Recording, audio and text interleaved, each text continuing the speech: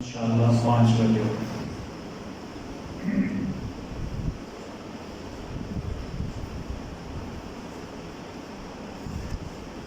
بسم اللہ الرحمن الرحیم۔ اسلامی تاریخ میں سے حضرت ابراہیم علیہ السلام کا واقعہ۔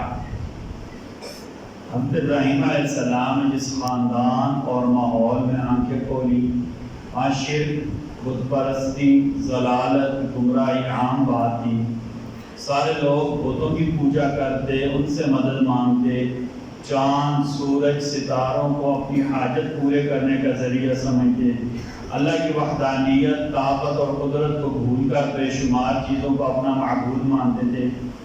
خود ابراہیم علیہ السلام کے والد آزر اپنی قوم کے مختلف قبیلوں کے لیے لکڑی کے بت بناتے، لوگوں کے ہاتھوں فروخت کرتے، پھر اس کی پوجا کرتے۔ اللہ تعالیٰ نے قرآن مجید میں کیا کہا ہے نا کہ جنہیں خود بناتے ہو وہ تمہاری ضروریات کیسے پوری کریں گے؟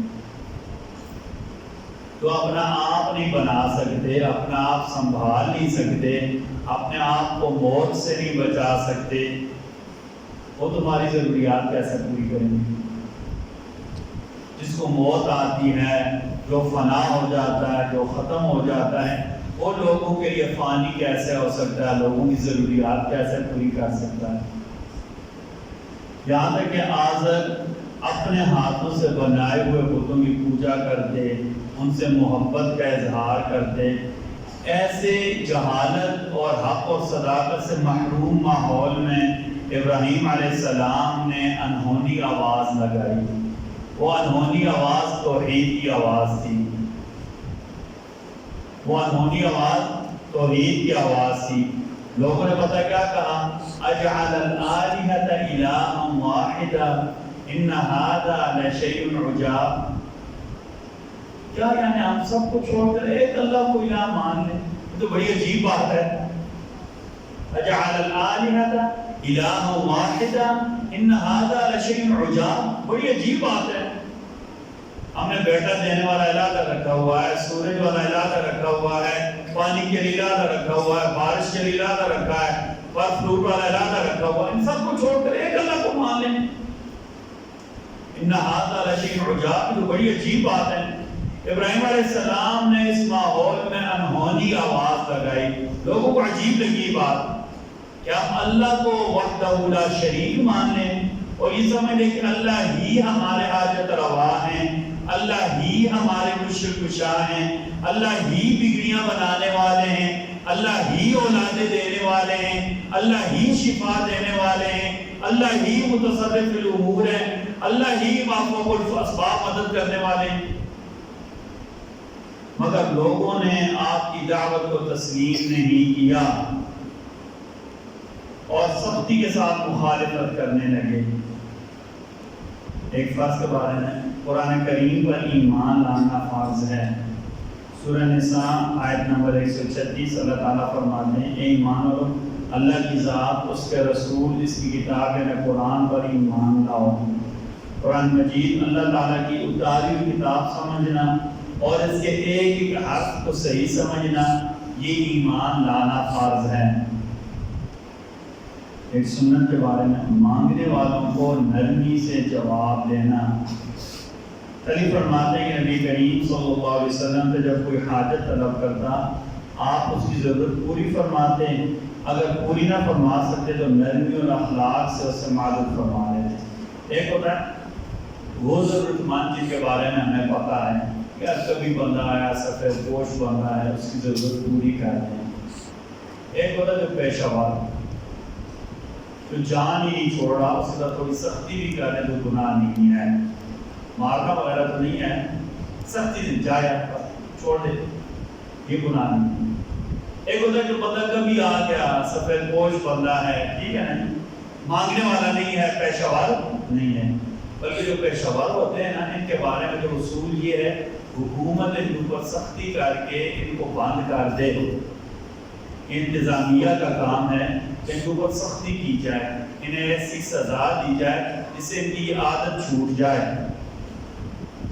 کیوں بھلا جب مانگنے کی عادت پڑ جاتی ہے پھر سے مجرمانہ کام کرتے ہیں۔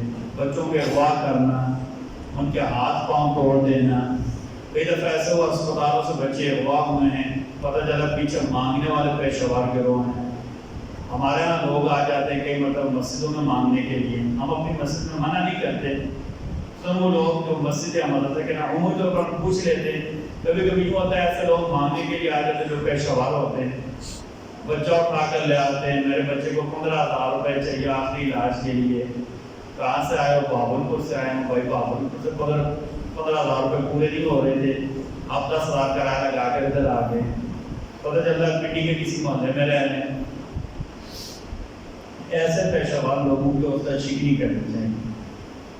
ہمارے مسجد کچھ دن پہلے ایک عورت آئی، 2 بچے تھے، ہم نے کھانا نہیں کھایا. بول سر ہم نے کھانا نہیں کھایا، آپ کی بڑی مہربانی. میں نے کہا آئیں بیٹھے، آپ کو بھی کھانا کھلاتا ہوں، آپ کے بچوں کو بھی کھانا کھلاتا ہوں. میں نے کہا بیٹھو. میں سامنے بیٹھ گئے. میں گھر کے ساتھ مجھے کھانا لینے کے لیے مجھ سے بھاگ گئے. ایک مرتبہ یوں ہوا کہ مانگنے کے لیے آگے میں نے کہا چلو مانگ لو.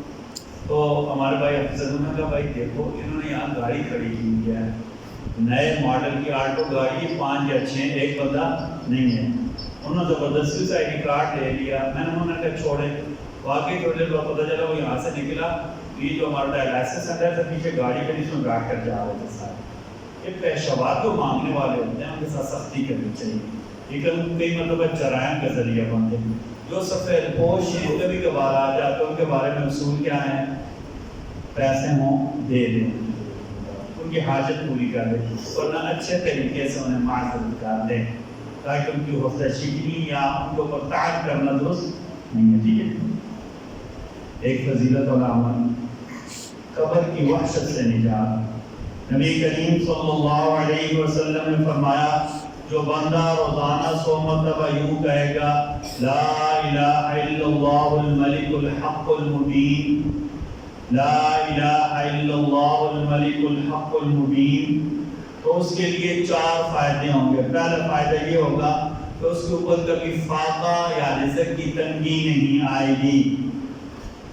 اس کے اوپر کبھی فاقہ یا رزق کی تنگی نہیں آئے گی. لا الہ الا اللہ الملک الحق المبین 100 مرتبہ پڑھ لینا دن میں کسی کے وقت میں. ٹھیک ہے. دوسرا فائدہ یہ ہوگا قبر کی وحشت سے نجات مل جائے گی. تیسرا فائدہ یہ ہوگا اللہ اسے بہت زیادہ مال عطا کریں گے. اور چوتھا فائدہ یہ ہوگا کہ اللہ اس کے لیے جنت کے دروازے کھول دیں گے. لا الہ الا اللہ الملک الحق المبین 100 مرتبہ روزانہ پڑھنا. پہلا فائدہ یہ کہ اس بندے کو تنگ دستی نہیں آئے گی. دوسرا قبر کی وحشت سے نجات ہوگی. تیسرا اللہ مال سے نوازیں گے. چوتھا اللہ اس کے لیے جنت کے دروازے کھول دیں گے. ایک گناہ کے بارے میں شطرنج کھیلنا، چیس. ٹھیک ہے. کالے اور سفید خانے جو ہوتے ہیں ٹھیک ہے، جس کو گھوڑے اور لکڑیاں اور گیٹی. نبی کریم صلی اللہ علیہ وسلم فرمایا جو بندہ شطرنج، اس کو چوسر بھی کہتے ہیں، ٹھیک ہے نا، شطرنج یا چوسر کھیلتا ہے وہ خنزیر کے ہاتھ خون اور گوشت میں اپنے ہاتھ رنگتا ہے. نبی کریم صلی اللہ علیہ وسلم فرمایا جو بندہ شطرنج کھیلتا ہے وہ ایسے ہے جیسے خنزیر کو ذبح کر کے اس کے خون اور گوشت میں اپنے ہاتھ مل رہا ہو. اللہ تعالیٰ ہم سب کو کہنے سننے سے زیادہ عمل کی توفیق عطا فرمائے. ہم اپنی مسجد میں جمعہ دن میں نے آپ کو بتایا تھا جیسے ہمارا الحمدللہ حفظ کا اچھا نظام ہے، معیاری نظام ہے. ناظرہ بھی ہم پڑھاتے ہیں. ہم چاہتے ہیں کہ جو ناظرے کا ہمارا نظام ہے بچوں کو دیکھ کر جو قاعدہ پڑھایا جاتا ہے، الف با تا سا پڑھائی جاتی ہے، اس کو بھی معیاری اور کیا کہتے ہیں اسٹینڈرڈ کا بنایا جائے. ہمارے بڑوں نے ایک سوچ کے ساتھ، ایک فکر کے ساتھ ایک کیا کہتے ہیں سلسلہ شروع کیا جسے مکتب تعلیم القرآن فاؤنڈیشن کا نام دیا ہے. اللہ ہم بڑوں کو جزائے خیر دے.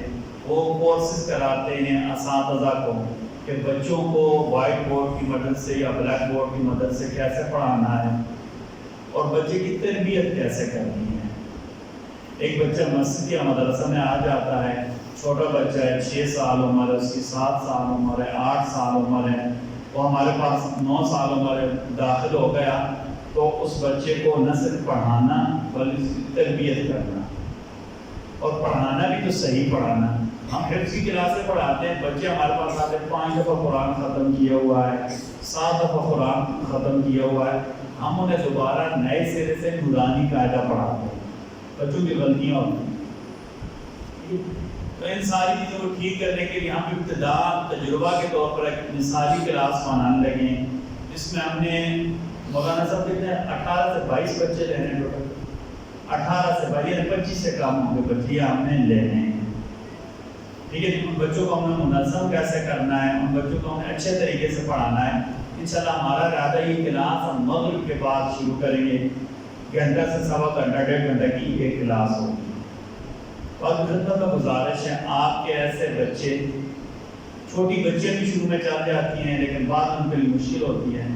آپ کے ایسے بچے جن کی عمر 6-7 سال سے لے کر 9 سال تک ہیں, آپ انہیں ہمارے پاس نورانی قاعدہ کی کلاس میں داخل کرائیں.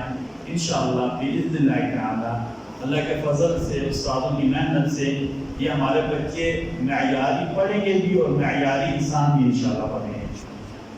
آپ سے گزارش ہے آپ اس سلسلہ میں ہمارے ساتھ تعاون کریں.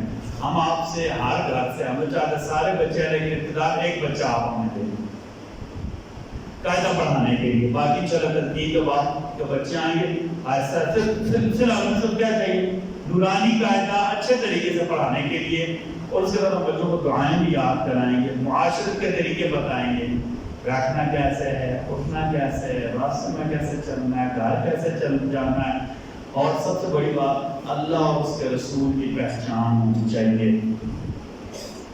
اللہ اور اس کے رسول کی بچے کو پہچان ہونی چاہیے. عربی میں کہتے ہیں بچوں کا دماغ پتھر کی طرح ہوتا ہے, اس کے اوپر جو لکھ دے وہ پکا ہو جاتا ہے.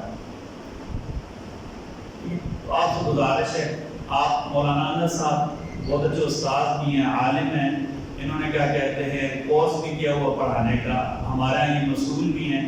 انشاءاللہ باذن اللہ تعالی کلاس انہوں نے پڑھانی ہے. آپ کو ہمارا ویسے ارادہ ہے انشاءاللہ باذن اللہ تعالی اللہ کی طرف سے خیر کریں. ہم کوشش کر رہے ہیں کہ خود دن ہماری کلاس شروع ہو جائے. آپ سے گزارش ہے آپ ایک بچہ ہر گھر میں سے ہمیں دیں. انشاءاللہ اللہ کے فضل سے, استادوں کی محنت سے, بڑوں کی فکر سے ہم آپ کو معیاری انسان بنا کر دیں گے انشاءاللہ باذن اللہ تعالی. اس سلسلے میں آپ سے گزارش ہے آپ ہمارے ساتھ تعاون کریں. ہم ابتداً 18 سے 20-22 بچے لے رہے ہیں. ہماری اپنی کلاس انشاءاللہ آگے چلتی جائے. الحمدللہ ہمارے حفظ کا اچھا نظام ہے. ہم چاہتے ہیں کہ ناظرے کا نظام بھی اچھا ہو جائے. اللہ آپ کو جزائے خیر عطا فرمائے. بسم اللہ الرحمن الرحیم. اللهم اجعلنا من اهل القرآن الذين هم اهلك وخاصتك يا ارحم الراحمين. اللهم اجعلنا من الذين يبيتون لك سجدا وقياما. اجعلنا من الذين يقولون ربنا اصرف عنا عذاب جهنم ان عذابها كان غراما برحمتك يا رب.